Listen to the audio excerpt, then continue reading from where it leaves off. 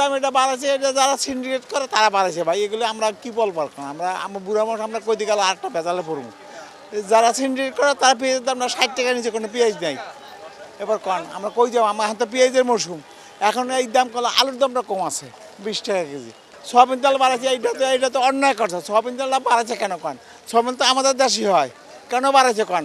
এখন কাকে বলবো আমরা, বলেন কাকে বলতে পারবো? এখন কোনো সরকার আছে? আপনি বলেন কোন সরকার আছে আপনি কন এখন? এইটা কোনো সরকার? একটু সত্যি ছিল, কিন্তু তখন আমরা যে এইবার টমেটো খাইছি, এরকম টমেটো আর কোনো বছর আমরা খাইতে পারি না ভাই।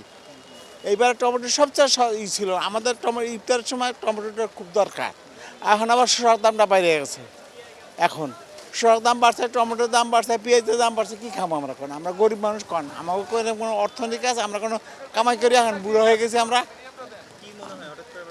হঠাৎ করে কারণ এটা সিন্ডিকেট যারা করছে তারা ইহা করছে, এগুলি আর কেউ সরকার করে না। সিন্ডিকেট যারা করে, যারা ওই আড়ত রাখছে, যারা ওই কোলেস্টোর রাখছে, হেরা বাড়াইছে এগুলি।